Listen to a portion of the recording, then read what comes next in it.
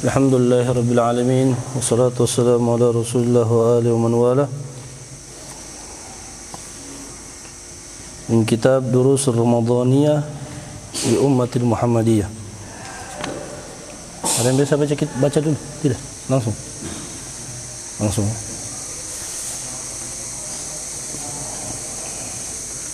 Alhamdulillah, kita bersyukur kepada Allah Subhanahu wa taala yang mana di pagi hari ini Allah Subhanahu wa taala masih memberikan kita kesehatan dan kesempatan panjang umur dapat bertemu di bulan suci Ramadan, bulan yang sangat kita tunggu-tunggu, bulan yang mana Nabi sallallahu alaihi wasallam khususkan untuk umatnya. Maka hendaknya kita di bulan ini kita cari pahala-pahala yang Allah telah siapkan, rahmat-rahmat yang Allah telah siapkan. Nah, dalam hadis dikatakan idza jaa Ramadan futihat abwabur jinan. Futihat ataupun dalam riwayat lain futihat abwabur rahmah. Dibukanya pintu-pintu rahmat. Maksudnya apa? Banyak jalan kita bisa mendapatkan rahmatnya Allah Subhanahu wa taala. Dalam sebuah hadis dikatakan juga innalillahi mi'ata rahmah. Bahwasanya Allah Subhanahu wa taala itu memiliki mi'ah rahmah, 100 rahmat. Satu rahmat itu hanya dibagi di dunia seumur hidup. Satu rahmat saja. Loh, kok 100? Sisanya? Nah, sisanya itu banyaknya muncul di bulan suci Ramadan. Maka di bulan suci Ramadan ini kita hendaknya perbanyak melakukan kebaikan sehingga kita mendapatkan rahmatnya Allah Subhanahu wa taala. Melanjutkan pelajaran Durus Ramadaniyah sampai batas ad-du'a indal iftar. Ya. Ad-du'a indal iftar. Berdoa ketika kita berbuka. Nah, sangat dianjurkan para ulama tatkala kita berbuka itu memperbanyak doa tatkala berbuka. Karena ketika kita berbuka itu adalah waktu yang sangat kita dekat dengan Allah Subhanahu wa taala. Waktu kita sangat dekat dengan Allah Subhanahu wa taala, bahkan waktu yang dikatakan Nabi kebahagiaan bagi yang berpuasa. Sebagaimana hadis diriwayatkan oleh Sayyidina Abi Hurairah, lis-shaimi farhatan. Orang berpuasa itu mendapatkan dua kebahagiaan. Farhatun inda fitri wa farhatun inda liqa'i rabbih. Kebahagiaan pertama, kebahagiaan ketika dia berbuka puasa. Kebahagiaan kedua ketika dia bertemu dengan Tuhannya. Nah, di sini banyak ulama, kebahagiaan apa yang dimaksud di sini? Kok dibilang bahagia? Apakah bahagia tatkala makan? Iya, pasti semua orang bahagia karena kita lagi lapar. Apakah kebahagiaan tatkala minum? Iya, semua pasti bahagia. Haus kan? Apalagi dengan es buah-buahnya semua, ada jusnya, ada es tehnya, ada semua di situ. Bahagia pasti. Ya kan? Tapi kebahagiaan duniawi ini kebahagiaan yang cepat hilang. Kalau kau sudah makan, hilang kebahagiaan tersebut. Kalau kau sudah minum, hilang kebahagiaan dahagamu. Tapi yang dimaksud kebahagiaan di sini adalah kebahagiaan yang mana di waktu itu kita, di waktu-waktu memang kita lagi lemah sekali. Sudah di penghujung, orang istilahnya, sudah di ujung-ujung mau berbuka. Bagaimana? Sudah kita tahan lapar dari pagi sampai sore, belum makan-makan, lemah, haus, tenggorokan kering, tidak ada liur bisa ditelan, perut kosong, lapar, haus, kita lemah. Tatkala kita lemah, di situ kita dekat dengan Allah Subhanahu wa taala. Tatkala kita dekat, maka disitulah banyak doa yang dikabulkan oleh Allah Subhanahu wa taala. Maka perbanyak doa tatkala berbuka karena kita dekat. Bahkan para ulama memilih karena ada hadis di sini dikatakan yang sebagaimana diriwayatkan oleh An Abdullah bin Abi Malkiyah, An Abdullah bin Amr bin As. Ini yang Abdullah pertama itu adalah tabi'in, dan kedua adalah sahabat Abdullah bin Amr bin As radhiyallahu anhuma qala Rasulullah sallallahu alaihi wasallam inna lis-shaimi inda fitrihi da'watun ma turab. Sesungguhnya bagi orang yang berpuasa itu inda fitrihi, ketika dia berbuka itu da'watun, ada suatu doa la turad, dalam riwayat ma turad, tidak tertolak. Ketika kita berbuka itu ada doa yang mana tidak akan ditolak. Kayak perbanyak doa ketika kita berbuka. Doa diberikan keberkahan ilmu, doa supaya kita lancar menuntut ilmu, doa supaya lebih semangat menuntut ilmu, perbanyak. Itu bagi penuntut ilmu. Bagi yang sudah selesai, sudah lulus, banyak-banyak berdoa supaya didapatkan jodoh yang soleha. Iya, Ustaz dulu seperti itu. Ustaz dulu sebelum menikah susah mau nikah, banyak tantangan. Tapi Ustaz perkuat doa tatkala berbuka. Alhamdulillah setelah puasa Allah beri kelapangan untuk menikah, makbul. Jadi perbanyak doa tatkala, Ustaz tidak bohong. Jadi itu istilahnya betul, terbukti, ada buktinya. Ustaz sendiri. Jadi perbanyak. Kita kalau di Hadramaut itu bukan cuma doa Allahumma lakusumtu wa bika amantu wala siftatu birahmatika ya arhamar. Panjang, satu lembar. Dibaca sama Nabi Muhammad, kita berikut biasanya. Kita belum selesai makan, Nabi Muhammad cuma makan 3 butir kurma. Habis itu minum, doa. Kita masih makan jalan kote apa semua. Masih ada isi mulut. Bismillahirrahmanirrahim. Alhamdulillahirrahmanirrahim. Allahumma lakusumtu, Allahumma lakusumtu, bika amantu. Ada biasanya, wa bika amantu.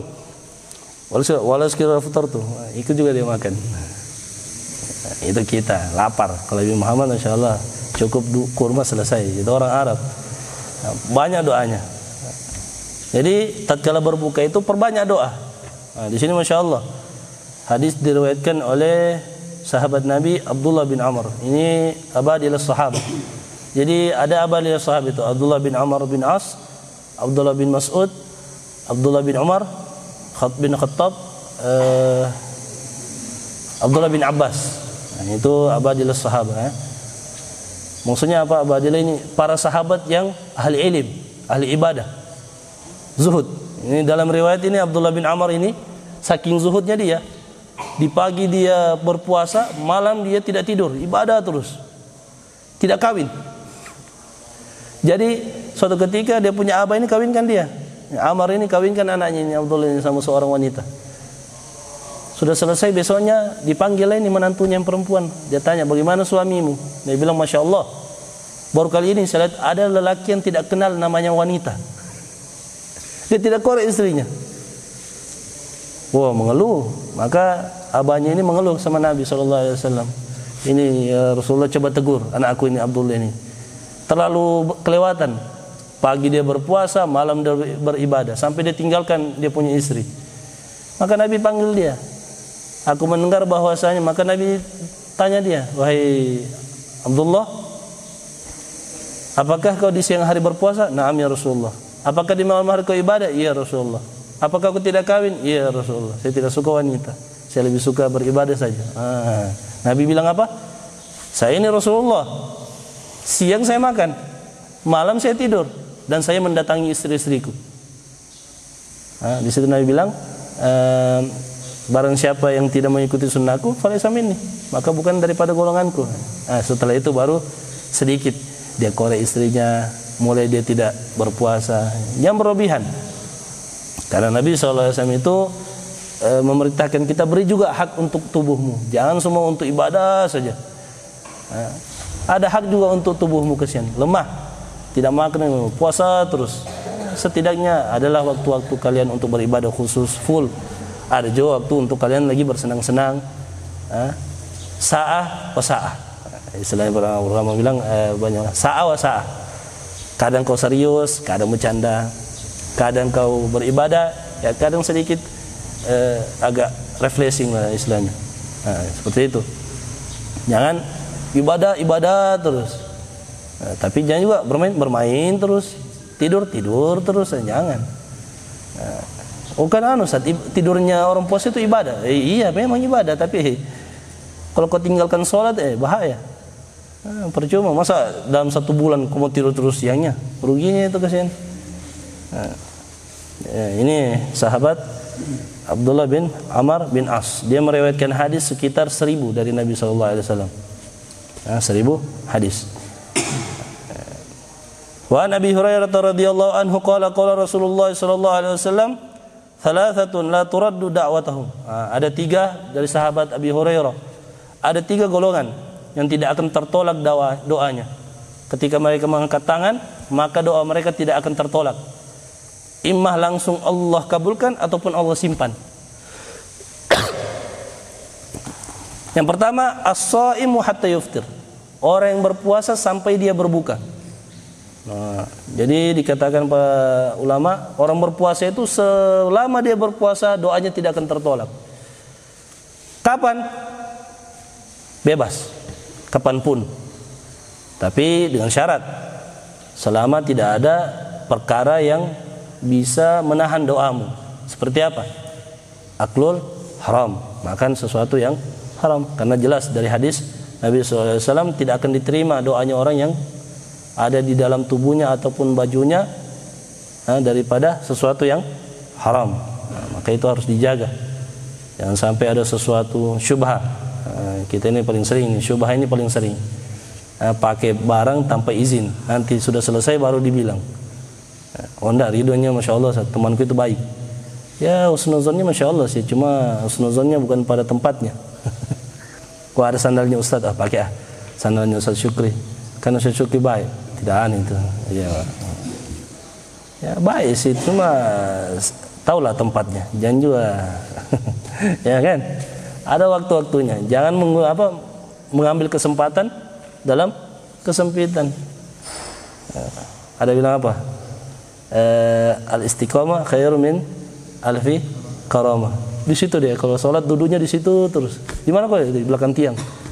Kenapa kok tidak pindah-pindah? Saf depan. Al-istiqamah khairu min alfi karamah. Ini salah, ini kurang ajar ini. Menggunakan dalil untuk kesenangan diri sendiri. Jangan, bukan itu maksudnya. Al-istiqamah khairu min alfi karamah itu maksudnya di dalam ibadah. Kalau kau sholat duha terus, jangan putus-putus. Itu namanya istiqamah. Kalau pakai siwak terus. Kalau di saf depan terus, itu namanya istiqomah, bukan tempat di situ saya. Nah, jadi itu yang pertama, orang yang berpuasa sampai dia berbuka. Adapun tatkala berbuka lebih kuat lagi, lebih cepat, karena ada hadis yang menguatkan. Hadis yang pertama tadi, ya kan? Innal shaimi inda fitri ladawatun ma turad. Setiap hari penuh itu orang berpuasa doanya mustajab. Tapi di waktu dia berbuka lebih mustajab lagi, karena ada dalil yang menguatkan. Wal imamul adil, insyaallah. Imam pemimpin yang adil. Masyaallah, mudah-mudahan kita diberikan pemimpin yang adil. Ya, pemimpin adil ini masyaallah. Kalau sudah ada pemimpin adil, khalas, semua dia punya pengikut makmur. Bayangkan doanya mustajab. Bagaimana yang lain? Nah, itu kelebihannya kalau adil. Imam di sini bukan hanya pemimpin bagi suatu daerah, bukan hanya pemimpin untuk suatu desa, bukan cuma suatu kelompok, bahkan ke diri kita sendiri. Kita ini pemimpin. Pemimpin untuk apa? Untuk diri kita. Kita jaga kita punya tangan, kita jaga kita punya kaki, kita jaga kita punya mata, kita jaga kita punya mulut. Nah, itu semua pemimpin. Kita pemimpin. Jadi kita harus adil di dalam memberikan hak-hak pada tubuh kita. Imam. Begitu juga imam di dalam rumah tangga. Seorang laki-laki jadi imam harus adil. Adil sama anak-anaknya, adil sama istri-istrinya. Kalau istrinya lebih dari satu ya. Kalau satu ya mau adil bagaimana? Sudah adil sama istri satu saja. Kalau dua ya harus adil. Maksudnya adil bagaimana? Bagi waktu. Kau kasih yang A, B juga harus kau kasih. Jangan hanya berikan kasih sayangmu di A saja, di B tidak. Begitu juga sama anak. Jangan pilih kasih. Oh, yang satu ini karena dia pintar, Masya Allah, apa yang dia mau diberikan. Ini yang kasih yang bahlul, meminta sedikit sampai menangis darah dia kasih. Jangan. Berikan semua haknya. Terus wada'watul madlum. Ini sering terjadi ini banyak di kalangan kita. Doanya orang yang terzalimi. Hati-hati. Orang terzalimi itu doanya Masya Allah cepat. Makanya kita kalau dizalimi sama seseorang, kalau bisa doakan dengan doa yang baik sehingga kembali ulang sama kita. Kau dizalimi, Allah yahdik. Orang-orang Hadramaut itu sering Allah yahdik. Kalau kita macam ada permainkan teman, orang Arab, dia langsung bilang Allah yahdik. Semoga Allah memberimu hidayah, semoga Allah berikan kau petunjuk. Padahal dia sakit hati, cuma doanya Allah yahdik. Jangan sembarang ngomong.